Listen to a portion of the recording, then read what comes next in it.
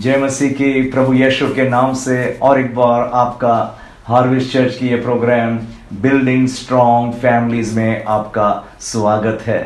प्रभु यीशु मसीह का धन्यवाद। ये जीवता कलाम सुनने को हमें मौका मिलता है इस टीवी के माध्यम के द्वारा, घर घर तक देश भर में और कई विदेशों में भी, और यूट्यूब के द्वारा भी ना ये संदेश जगह जगह सुना दिया जा रहा है। और बहुत सारे प्रेयर रिक्वेस्ट और प्रार्थना के जवाब हमें मिलते जा रहे हैं। हम परमेश्वर का धन्यवाद देते हैं। वो जीवता परमेश्वर, और यीशु के नाम में सामर्थ है, यीशु के नाम में चंगाई है। यीशु का नाम सर्व नामों से ऊंचा नाम, जिसके नाम के आगे हर एक घुटना झुकता ही है।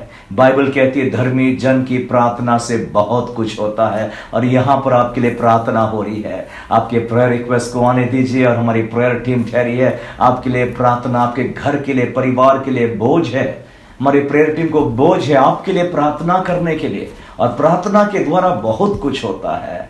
हम सारे स्पॉन्सर्स का भी धन्यवाद देते हैं जो आगे आए हैं अपने अलग अलग एपिसोड्स को स्पॉन्सर करने के लिए। कुछ पार्ट स्पॉन्सर करने के लिए आप तैयार हुए हैं। अगर आप भी स्पॉन्सर करना चाहते हैं, नीचे दिए हुए नंबर पर आप कांटेक्ट करिएगा ना। ये परमेश्वर का कार्य है, और हम चाहते हैं कि उत्तम से उत्तम अच्छा वचन इंटरनेट, टीवी, मीडिया में उपलब्ध कर दिया जाए, ताकि ज्यादा से ज्यादा लोग इसका लाभ और फायदा उठा सके। समर टाइम में यूजुअली जगह जगह वेकेशन बाइबल स्कूल बच्चों के लिए ना बाइबल कैंप्स लगते हैं। सो ये वाला हार्वेस्ट चर्च भिलाई में सेक्टर 6 स्ट्रीट 1 में हमारा एक चर्च भिलाई में भी है। ऐसे हमारे 95 चर्चेस भारत देश में पाए जाते हैं ना। सो ये हार्वेस्ट चर्च भिलाई का VBS प्रोग्राम 3 मई से चालू होने वाला है। ये आपके सामने में तस्वीर दिखा दी जा रही है। सो ये पूरा कॉन्टैक्ट इंफॉर्मेशन यहाँ पर दिया गया है। आप इसको देखिएगा, पढ़िएगा, और जरूर से अपने बच्चों को वहाँ पर भेजिएगा। आपके बच्चे बहुत प्रभावित होंगे और आशीष पाएंगे ना। हम लोग नागपुर में हार्वेस्ट चर्च पे भी VBS चालू होगा फ्रॉम 29 मई। इसकी भी जानकारी आपको दी जाएगी। जरूर से अपने बच्चों को भेजिए। अगर आप परमेश्वर का धन्यवाद देते हैं, ये पुण्यतान दिवस जब हम मना रहे हैं, हमने पिछले भी सरमन लिया था रेजरेक्शन पावर, और इसी विषय को मैं थोड़ा आगे कंटिन्यू करना चाहता हूं। मे बी एक एपिसोड इसके बाद में भी होगा, क्योंकि ये मसीहत के लिए सबसे महत्वपूर्ण दिन है, जब मेरा खुदावन यीशु मसीह मृत्यु की सामर्थ को तोड़ करके वो जी उठा है, और वो आज भी जीवित है, और वो आज हमारे साथ में है। वो आज आपके बाजू में खड़ा है। वो मृत्युंजय सामर्थ जो मसीह में पहले काम करी, उसको जानना पहचानना हमें बहुत जरूरी है। आज के मुख्य पाठ वचन हम खोलेंगे लूका की इंजील, उसका 24 चैप्टर और 45 कलम में लिखा है। Luke chapter 24 verse 45। तब उसने, मतलब यीशु मसीह ने पवित्र शास्त्र बूझने के लिए उनकी समझ खोल दी। उनकी समझ खोल दी। आज का पाठ यही रहेगा। उस पूर्णता सामर्थ को पहचानने के लिए आपकी समझ खुल जाए। आपकी समझ खुल जाएगी तो फिर आप देखेंगे कितनी अद्भुत सामर्थ आपके जीवन में कार्य करी। यीशु मसीह ने जी उठने के बाद में ये कुछ चेलों की समझ और बुद्धि को खोल दिया। उसके 46 कलम में आगे लिखा है, और उनसे कहा, यूं लिखा है कि मसीह दुख उठाएगा। ये लिखा हुआ है, ये कोई नया और अचानक घटना नहीं घट रही है। ये लिखा हुआ है कि मसीह दुख उठाएगा और तीसरे दिन मरे हुए में से जी उठेगा। ये लिखा हुआ है। लिखा हुआ वचन को कोई दबा नहीं सकता। लिखा हुआ वचन को कोई रोक नहीं सकता। लिखा हुआ वचन को कोई अदल बदल नहीं कर सकता। ना कोई रोग, ना कोई दर्द, ना कोई परेशानी या विपत्ति आपके जीवन को ना वचन के विरोध कभी चला पाएगी। लिखा हुआ वचन के लिए प्रार्थना करें कि आपकी समझ और बुद्धि खुल जाए। यीशु मसीह ने यही किया अपने चेलों के साथ। उनकी समझ बुद्धि को खोल दिया और लिखा हुआ वचन की तरफ में ध्यान दिलाया कि मसीह कैसे दुख उठाएगा, लिखा हुआ है। कैसे मारा जाएगा, लिखा हुआ है। और तीसरे दिन जी उठेगा, कैसे वो लिखा हुआ है। और 47 वचन में कहता है, और यरूशलेम से लेकर सब जातियां, सारे लोग, देश, भाषा, देश देश के लोगों में ना मन फिराव का और पापों की क्षमा का प्रचार उसी के नाम से किया जाए ना। ये लिखा हुआ है। लिखा हुआ वचन का कोई विरोध नहीं कर सकता है। और 48 में कहता है, तुम इन सब बातों के गवाह हो। You are witnesses. Yeshu Masih चेलों से कह रहा है, तुमने मेरे जीवन को देखा, तुमने मेरे मारे जाने को देखा, और अब एक नई घटना तुम देख रहे हैं, मैं मृत्यु की सामर्थ को तोड़ करके जी उठा हूं, जैसा वचन में लिखा है। इसके लिए परमेश्वर ने, जो हमने पढ़ा 45 कलम में, तब उसने उन पवित्र शास्त्र भोजने के लिए उनकी समझ खोल दी, उनकी समझ। आज का मुख्य पाठ यही है ना, और प्रार्थना यह रहेगी, प्रभु मेरी समझ को खोल दे। प्रभु ने उनकी समझ को खोला कि लिखा हुआ शास्त्र, जो ओल्ड टेस्टमेंट, मूसा ने जो लिखी हुई वचन था ना, वो सब उसके लिए उनकी समझ खुल जाए। तो पुनरुत्थान दिवस में, रेजरेक्शन डे में, ना केवल कब्र का द्वार खुल गया, ना केवल यीशु मसीह मुर्दों से जी उठा, परंतु उनकी समझ और बुद्धि भी खुल गई। मैं कहता हूं सचमुच में ये बहुत बड़ा आश्चर्यकरम जरूर था। यीशु मसीह कब्र की सामर्थ को तोड़ करके वो जी उठा, उसकी कब्र खुल गई। पर यह भी एक बहुत बड़ा कार्य यीशु मसीह ने किया कि उनकी समझ को खोल दी, कि लिखा हुआ वचन के तरफ में ध्यान दो, समझो कि जो जो लिखा है वो अवश्य पूरा होता ही है। उसके लिए उसकी समझ को उन्होंने खोल दिया। मैं कई बार कहता हूं, क्या लाभ है अगर आपके घर में बहुत सुंदर एक्सपेंसिव बड़ा कंप्यूटर है पर आपको चलाना नहीं आता। अच्छा मोबाइल फोन है आपके पास पर पूरा चलाना नहीं आता, उसकी सामर्थ का उपयोग करना नहीं आता, क्या लाभ होगा? यीशु मसीह कब्र की सामर्थ को तोड़ करके जी उठा है, पर दूसरी जरूरत बातें है कि उनका समझ खुल जाए, वो जान सके इसका लाभ, इसका प्रतिफल, इसका फायदा क्या होगा। इसके नेक्स्ट संडे भी जो समाचार आएगा जरूर से आप सुनिएगा कि यीशु के जी उठने का लाभ और फायदा कलीसिया को उसके द्वारा क्या मिला है। पर आज के लिए समझ खुल जाए। उसी 24 चैप्टर 44 कलम में यीशु मसीह ने यह कहा, फिर उनसे कहा, ये मेरी वे बातें हैं जो मैंने तुम्हारे साथ रहते हुए तुमसे कही थी, कि अवश्य है कि जितनी बातें मूसा की व्यवस्था और भविष्यवक्ताओं और भजनों की पुस्तकों में मेरे विषय में, मेरे यीशु के विषय में लिखी है, सब पूरी हो जाए। यीशु ने कहा अवश्य है, जो बातें मूसा ने, भविष्यवक्ताओं ने, भजन संहिता में, जो जो ओल्ड टेस्टामेंट में लिखी गई है, ये सब कुछ पूरा हो जाए ना। यीशु ने इसके लिए उनकी समझ को खोल दी। मैं सोच रहा हूं अभी इनको पूरा पुराना नियम समझ में अच्छी रीति से आ गया ना।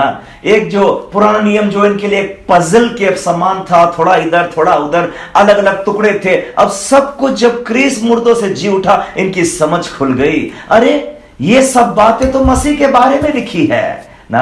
अब उनकी समझ खुल गई। अब उनको समझ में आया ना कि वो मन्ना जो स्वर्ग से उतरा था, रोज गिरता था, वो क्रिस्ट है। हर एक बातें वो पुराने नियम की अब क्रिस्ट को दिखलाती है। उनको समझ में आया कि मूसा ने जो तांबे का सांप बनाया था और खंबे पर गाड़ दिया था, वो भी क्रिस्ट को दिखाता था कि जो कोई वो सब को देखेगा वो मरेगा नहीं पर जी उठेगा ना।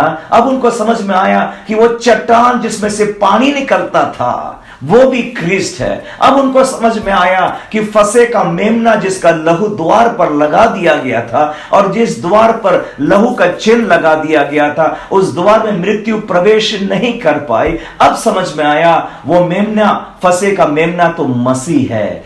अब समझ में आया उनको एक एक बातें जो पुराने नियम में लिखी है, ये सब कुछ क्रिस्ट को दिखला रही है ना। वचन में लिखा है पुराना नियम तो परछाई है आने वाली बातें अर्थात क्रिस्ट की ना। इसलिए जब भी आप पुराना नियम पढ़ेंगे, इसको अब देखिएगा आप, इसमें क्रिस्ट के बारे में क्या समझता मुझको, इसको हम क्रिस्ट के साथ कैसे को रिलेट कर सकते हैं, उसको थोड़ा हम कोशिश करने पाए। यीशु मसीह ने जिस दिन मुर्दों से जी उठा, उसने उनकी समझ को खोल दी। उतना ही नहीं, परंतु उसी लूका 24:27 पे लिखा है, जब इमाउस के मार्ग में यीशु मसीह जा रहा था और दो वहां चेले चलते चलते जा रहे थे, 27 कलम में लिखा है, तब उसने मूसा से और सब भविष्यवक्ताओं से आरंभ करके सारे पवित्र शास्त्र में से अपने विषय में की बातें का अर्थ उन्हें समझा दिया।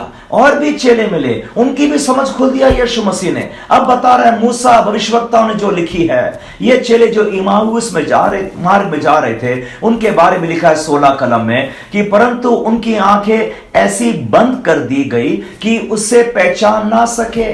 एक समय था जब ये चेले यीशु को पहचान ना सके। यीशु उनके साथ साथ जा रहा था पर वो यीशु को पहचान ना सके थे। पर उसी चैप्टर 30 कलम में लिखा है, जब वो उनके साथ में रोटी तोड़कर बांटकर धन्यवाद किया और उसे तोड़कर उनको देने लगा, वचन 31 में लिखा है, तब उनकी आंखें खुल गई। सुनिएगा ध्यान से, मैं बहुत इंपॉर्टेंट बात आपको आगे समझाऊंगा मैं। तब उनकी आंखें खुल गई और उन्होंने उसे पहचान लिया और वे उनकी आंखें से छिप गया ना। उन्होंने पहचान लिया, उनकी आंख, एक समय था उनकी आंखें बंद थी पर यीशु मसीह ने उनकी आंखें खोला और वो पहचान लिया कि वो यीशु मसीह है। मैं कहना चाहता हूं आज दुनिया में दो प्रकार के लोग हैं।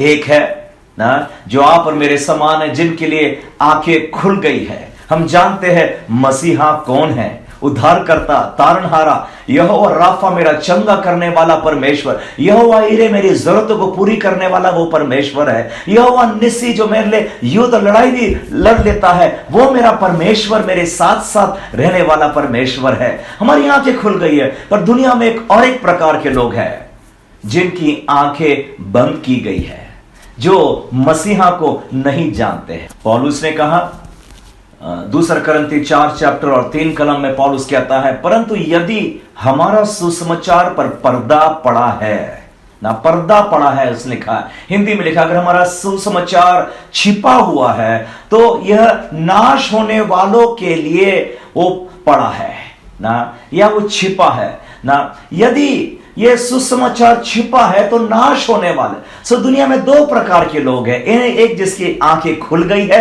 मसीहा कौन है जो पहचान लिया, पर एक ग्रुप है जिनके आंखों पर पर्दा है, वो मसीह को नहीं पहचान सकते हैं कि वो कौन है ना। वो जो खोए हुए लोग हैं, उनकी आंखों पर पर्दा पड़ा हुआ है। दुनिया में कुछ ऐसे लोग हैं जो खोए हुए हैं ना। मैं प्रश्न पूछना चाहता हूं, क्या आपने कभी अनुभव किया अपने जीवन में, कभी आप खो गए थे, कभी आप गलत रास्ते पर चले गए थे?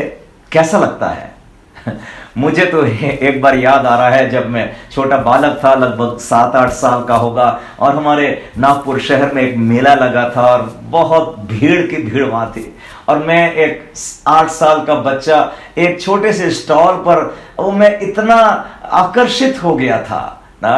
वो कुछ प्लेन जा रहा था, उस पर से बॉम्ब गिर जाता था, टारगेट एनिमी को। मैं तो ऐसा ऐसा ऐसा ऐसा देखने लगा, भूल ही गया कि पीछे से मेरे फैमिली मेंबर, माता पिता, भाई बहन, वो आगे वाले स्टॉल को चले गए और आधा घंटे से मैं यहीं लगा हूं, देखता रहा हूं। बाद में मुड़कर देखा मैंने, मम्मी नहीं दिख रही, डैडी नहीं दिख रहा, भाई ऐसे फूट फूट कर बड़े बड़े आंसू बहने लगे। चिल्ला चिल्ला कर, चीख चीख कर मम्मी डैडी पुकार रहा हूं ना। मेरे को इतनी घबराहट, इतना डर, इतना लोनलीनेस मेरे जीवन में आ पहुंचा ना। घबराहट हो गया कि मैं क्या करूंगा, कहां गए मेरे सब परिवार वाले लोग। वो समय मेरे को अभी तक नहीं भूला मैं ना, क्योंकि मैं खो गया था ना। एक ऐसा लग रहा था मैं बेसहारा हूं, कोई नहीं मेरे साथ में, चिल्ला रहा हूं, पुकार रहा हूं, कोई मेरी मदद के नहीं आ रहा है ना।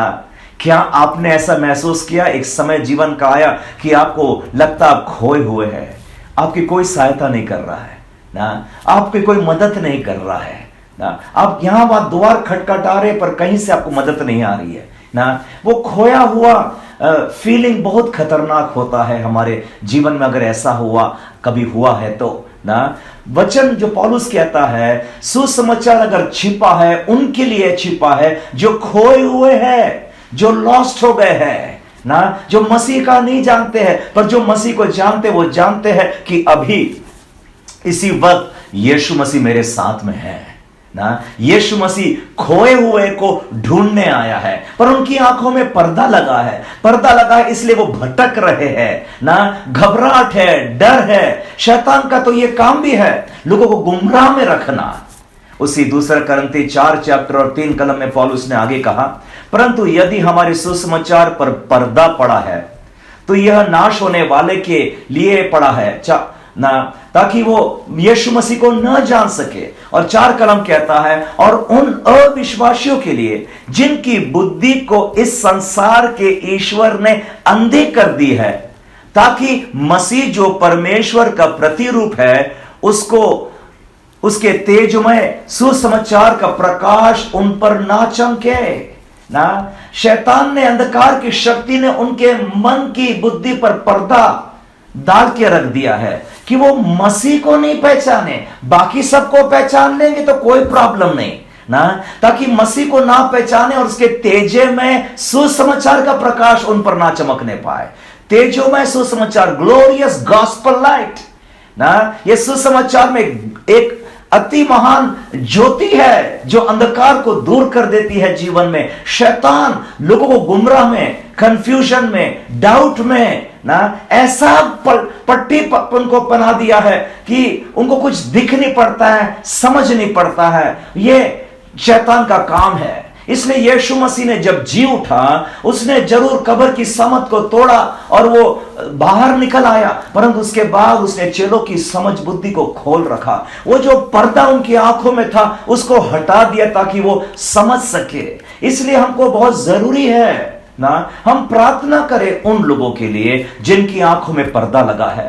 पौलुस ने भी एक जगह कह दिया, इफिसी 1 और 18 में कहता है, इफिसी की चर्च के लिए वो प्रार्थना कर रहा है कि उनकी आंखें तेजोमय हो जाए, ज्योतिमय हो जाए, कि वो मसीह में आने की सामर्थ को पहचान सके ना, कि कितनी अति महान सामर्थ उनके लिए, उनके पीछे काम कर रही है। पौलुस ने इफिसी की चर्च के लिए प्रार्थना किया। आप भी प्रार्थना करो ना कि उन लोगों के आगे में जो पर्दा लगा है वो पर्दा हट जाए, ताकि मसीह को जान सके कि कैसे मसीह ने उनके उद्धार, मुक्ति, चंगाई, छुटकारा के लिए कितना बड़ा उपाय बना रखा है। अगर आप सुसमाचार को नहीं पहचानेंगे तो आपके जीवन में अंधकार ना, अकेलापन, घबराहट, डर और शैतान तो निगल लेगा। बाइबल में लिखा, एक समय था जब चेले मसीह को पूरी रीति से नहीं पहचाना था। मत्ती 16 चैप्टर में भी लिखा है 21 से लेकर 23 कलम पर, जब यीशु मसीह उनको बता रहा है, मैं यरूशलेम जाऊंगा, मैं मारा जाऊंगा, मैं गाड़ा जाऊंगा और मैं तीसरे दिन जी उठेगा। परंतु पतरस वहां यीशु मसीह को झड़पने लगा। 22 कलम में लिखा है, इस पर पतरस उससे अलग ले जाकर ना झड़कने लगा कि हे प्रभु परमेश्वर ना करे, तुझ पर ऐसा कभी ना होगा। देखो, पतरस भी मछुआरा था, अच्छी बॉडी मसल होगा और उसके पास उसके फ्रेंड सर्कल, उसके गैंग भी होगा ना।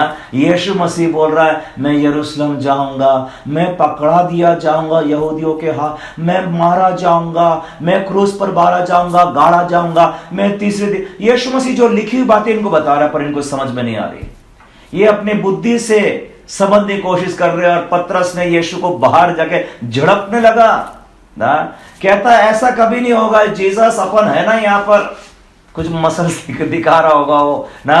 देखो, तो यीशु को डांटना पड़ा पतरस को, और यीशु मसीह ने उसको मुड़ करके कहा ना, हे शैतान, तू मेरे सामने से दूर हो, क्योंकि तू परमेश्वर की बातें नहीं मनुष्य की बातें पर मन लगाता है। पतरस को समझ में नहीं आ रहा है गॉस्पेल ना, ये पवित्र शास्त्र समझ में नहीं आ रहा, तो क्या हो गया, शैतान घुस गया। तो जो लोगों के मन में पर्दा लगा है वो इजी टारगेट बन जाते हैं। शैतान उनके जीवन पर उद्यम कर देता है, नुकसान, परेशानी, विपत्ति लेकर के आ जाता है। पुराने नियम में जाएंगे तो एक और एक उदाहरण मिलता है, जहां पर एलीशा, दूसरा राजा 6 चैप्टर 15 कलम में लिखा, भी पूरा पढ़ने का समय नहीं, परंतु एलीशा की आंखें खुली। वो भक्त है, प्रभु का दास, भविष्यवक्ता है, पर उसके नौकर की आंख खुली नहीं थी एक समय तक, और वो घबरा गया जब देखा चारों ओर ना दुश्मन की सेना ने इनको घेर रखा। एलीशा जिसके आंखें खुली है, वो कहता है हमारी ओर जो है ना वो बढ़कर है जो उनकी ओर है, मत डर, उसको बोलता है। पर जो जिसकी आंखें नहीं खुली थी वो घबरा गया। तो एलीशा ने उसके लिए प्रार्थना किया, हे प्रभु इस बेचारे की भी आंखें जरा खोल दे। और प्रभु ने उसकी आंखें खोला और वो देखा, फिर देखा कितना बड़ा आयोजन परमेश्वर ने अपने भक्त कि चारों ओर कर रखा है, फिर घबराहट गई ना, फिर डर गया ना, फिर परेशानी, विपत्ति, चिंता सब चले गई। अरे इतना बड़ा परमेश्वर मेरे साथ में है। उसकी आंखें परमेश्वर ने खोल दिया। जब तक आंखें खुली नहीं थी तो घबराहट, डर, ना चिंता, परेशानी में उसका जीवन डूब रहा था। शैतान का यही काम है, लोगों को गुमराह में रखना ना। देखिएगा, जब यीशु मसीह मुर्दों से जी उठा है, मत्ती 28 चैप्टर और 15 कलम, सो उन्होंने रुपए लेकर जैसा सिखाया था वैसा ही किया, और यह बात आज तक यहूदियों में प्रचलित है ना। जब यीशु मसीह मुर्दों से जी उठा, ये 2 सिपाही जो सोल्जर्स लगाए, मैं सोचता ये बेस्ट इन दी आर्मी लगाया होगा इन्होंने ना, परंतु जब यीशु मसीह जी उठा, दोनों लुढ़क गए। इनके पास वेपनरी, भाला, तलवार सब थे, पर कुछ भी काम में नहीं आया वहां पर। यीशु मसीह मुर्दों में से जी उठा, वो गिर पड़े, भाग भाग करके गए और बताया जाकर के रोमन आर्मी और यहूदियों को जाकर, अरे वो तो जी उठा है। अब आगे नई परेशानी यहूदियों के लिए और शास्त्री पंडितों के लिए। उन्होंने फिर एक ही रास्ता सोचा, लमसम पैसा दिया ना। पैसे की सामर्थ देखो, सच्चाई को दबाने की कोशिश बहुत करती है। पैसा बांटा और क्या है, उनको सिखाया कि ये मत बोलना कि वो जी उठा। इसलिए बहुत सारे बार ना शैतान ने हैप्पी ईस्टर चालू कर दिया, हैप्पी रेजरेक्शन के बदले। रेजरेक्शन शब्द का मतलब होता है पुनरुत्थान, मुर्दों से जी उठा ना। ईस्टर तो होता है तब, जो स्प्रिंग टाइम बोलते हैं, जब बनी रैबिट्स लोग अंडे देते हैं और पक्षी अंडी देते हैं और हरियाली पैदा होती है नॉर्दर्न हेमिस्फीयर में। परंतु रेजरेक्शन असली चीज है, मसीह यीशु जी उठा ना। शैतान ने लमसम पैसा इनको दिलाया ताकि सच्चाई को बोलना तुम बंद कर दो और बोलो कि रात में उसके चेले आए थे और उसके शव को चुरा करके ले गया। इंग्लिश में कहता है, और यहूदी लोग आज तक यही बातों पर विश्वास करते। Commonly reported amongst the Jews until this day, commonly reported ना, आज तक ये प्रचलित। और देखो, मैं कहता हूं कि 2 प्रकार के विश्वास सिस्टम इस दुनिया में काम करते। एक प्रचलित या कॉमनली बिलीव सिस्टम, और दूसरा होता है Bible believe system. Common believe system, प्रचलित, जो बाकी लोग बोलते हैं वो अपन नहीं बोलते, जो बाकी लोग सोचते हैं वो अपन भी सोचते हैं ना। और शैतान क्या है, झूठ प्रचार करने में बड़ा उस्ताद है। हम ये भी जानते हैं, झूठ को अगर किसी ने 100 बार बोलते गया, कोई ना कोई तो विश्वास कर लेगा। उसको 1000 बार बोलते गए, उसको टीवी में भी बोला, उसमें सुसमाचार में बोला और बड़े बड़े चित्र दिखाया, तो कुछ ना कुछ लोग तो विश्वास ही करेंगे यही सत्य है। शैतान का काम है लोगों को गुमराह में रखना, और लोग कॉमन बिलीफ सिस्टम में बहुत इजीली फ्लो हो जाते हैं ना। एक समय था ना, 1564 से कुछ बात है, जब बोला दिया गया था कि दुनिया फ्लैट है ना, फ्लैट है, राउंड नहीं है। परंतु एक फिजिसिस्ट गैलीलियो नाम का व्यक्ति आया और उसने बताया कि दुनिया राउंड है। हालांकि पूरा कॉमन बिलीफ सिस्टम था, even the Roman Catholic church भी यही बोलता था, और सारे फिजिक्स और साइंस यही बोलता था, earth is flat, earth is flat, earth is flat. पर एक व्यक्ति आया ना, गैलीलियो उसका नाम, उसने कहा no, earth is round, earth is round ना। ये कॉमन बिलीफ नहीं था, इसलिए लिखा उसकी उंगली को काट दिया गया था और उसको म्यूजियम में रख दिया। शैतान ना लोगों को यही चाहेगा कि कॉमन बिलीफ सिस्टम पर भरोसा करो ना, और उसी में कई बार धोखा भी हो जाता है लोगों का। पर हकीकत और सच्चाई यह है, यीशु मसीह मुर्दों से जी उठा है ना। हम कॉमन बिलीफ सिस्टम के अनुसार नहीं चलते, पर बाइबल के अनुसार। हम जानते यीशु का जब जन्म भी हुआ था, लूका 3 और 23 में लिखा है ना, समझा जाता था कि वो तो यूसुफ का पुत्र है, जोसेफ का बेटा है, समझा जाता। कॉमन बिलीफ सिस्टम उन दिनों में यही कहता था, जोसेफ और मैरी लव अफेयर कुछ हो गया होगा और बच्चा पैदा होगा, उसका नाम जीसस रख दिया ना। कॉमन बिलीफ सिस्टम बन गया। इवन बर्थ में और इवन डेथ ऑफ क्राइस्ट में शैतान ने सच्चाई को ट्विस्ट करने की कोशिश कर रखा उसने ना। देखो, आपकी बीमारी, आपका रोग, आपके परेशानी का एक कॉमन बिलीफ सिस्टम होगा। बहुतों के साथ ना हुआ होगा, इस बीमारी के द्वारा बहुत नुकसान, बहुत घायल हो गए होंगे, और डॉक्टर रिपोर्ट भी आपको है कि बताने को कि बहुत बड़े परेशानी आपके पास। एक कॉमन बिलीफ सिस्टम होता है, पर दूसरा बिलीफ सिस्टम होता है जिसको बाइबल बिलीफ सिस्टम बोलते हैं। बाइबल बिलीफ सिस्टम वो बोलता है जो लिखा है वो पूरा होगा, जो लिखा है वो पूरा होगा। बाइबल में लिखा उसके कोड़े खाने से हम चंगे हो गए हैं। आई बिलीव यीशु के बारे में लिखा था वो मारा जाएगा, गाड़ा जाएगा, तीसरे दिन जी उठा, और वैसा ही तो हुआ ना। उसको बोलते हैं बाइबल बिलीफ सिस्टम। कोई विश्वास करे या ना करे, परंतु ये वचन जो लिखा है वो अवश्य पूरा ही होता है। मेरे भाई मेरे बहन, इस प्रभु के लिखा हुआ वचन पर आप भरोसा करो, विश्वास करो ना, उसी के द्वारा आप अपने परेशानी से बाहर आने वाले। शैतान का काम रहेगा आपके मन के आंखों पर पर्दा ढाक के रखे, आपको गुमराह, कंफ्यूजन और कॉमन बिलीफ सिस्टम में अब तो क्या है, अब तो कोई रास्ता ही नहीं बचा, अभी तो थोड़े दिन ही बचे हैं, डॉक्टर ने भी बोल दिया, अब तो बुढ़ापा आ गया, अब तो कुछ ना कुछ बीमारी तो झेल लेगी मेरे को। कॉमन बिलीफ सिस्टम में आप चल रहे हैं ना। और बाइबल बिलीफ सिस्टम दाऊद ने लिखा भजन संहिता 23 और 6 में, कहता है जीवन भर करुणा और भलाई मेरे साथ रहेगी और मैं तो यहोवा के घर में निवास। जीवन भर ना, 40, 60, 80, 100 ईयर, जीवन भर मैं करुणा और भलाई मेरे साथ रहेगी और मैं यहोवा के घर में ही निवास करूंगा। इसलिए मेरे प्यारे भाई बहन, यीशु मसीह जी उठा है। प्रार्थना ये करे, प्रभु मेरी आंखों खोल दे कि मैं तेरे सुसमाचार का लिखा वचन को मैं सुन सकूं, देख सकूं, पहचान सकूं। बाइबल में लिखा है धर्मी जन की प्रार्थना से बहुत कुछ होता है। मैं आपके लिए प्रार्थना करना चाहता मेरे भाई बहन, और बहुत कुछ होगा आपके जीवन में। आप बाइबल के लिखे हुए वचन पर विश्वास करने पाए। उसने अपने दासों को अभिषेक करके कहा ना, जिसके लिए तुम प्रार्थना कर रहे मेरे नाम से वे चंगे हो जाएंगे, और ऐसा ही होगा आपके जीवन में। अभी इसी वक्त चंगाई, उद्धार, मुक्ति, आपके पारिवारिक जीवन में शांति और आनंद उतर आएगा जब एक अभिषेक प्रभु का दास प्रार्थना यीशु के नाम से करता है ना। प्रार्थना करे, प्रभु मेरी समझ बुद्धि को खोल दे। मैं आपके लिए प्रार्थना करना चाहता इसी वक्त, और यीशु मसीह आपके जीवन के बंधनों को तोड़ देगा। आइए लेट अस प्रे। प्यारे प्रभु यीशु मसीह, अभी इसी वक्त मैं आपके नाम से प्रार्थना करता हूं मेरे प्यारे भाई और बहनों के लिए जो आज आपके लिखे हुए वचन पर विश्वास करते हैं। लिखा हुआ वचन कहता है तेरे कोड़े खाने से हम चंगे हो चुके हैं प्रभु, और आज ऐसा ही होने दे इनके जीवन में। यीशु के नाम से रोग, दर्द, बीमारी उनके शरीर में से निकल जाए। मैं डांटता हूं और फटकारता हूं हर एक अंधकार के शक्तियां जो उनके मन की आंखों में पर्दा ढाल के रखा है, वो सब पर्दा दूर हो जाए, अंधकार दूर हो जाए, दुष्टात्मा कार्य नष्ट कर देता हूं, और उनके पारिवारिक जीवन में आनंद, खुशी से तू भर दे लॉर्ड पिता परमेश्वर। प्रभु जी, हम धन्यवाद देते आप मुर्दों से जी उठे और जीवित प्रभु, और आज आप हमारे साथ खड़े हुए पिता प्रभु जी। धन्यवाद, आपने हमारी आंखों को खोल दिया है पिता प्रभु जी। प्रभु इस वचन के धन्यवाद, सब पर तेरा आशीष का हाथ हो। प्रार्थना यीशु मसीह के प्यारे मीठे नाम से मांगते हैं, आमीन आमीन। Thank you, God bless you.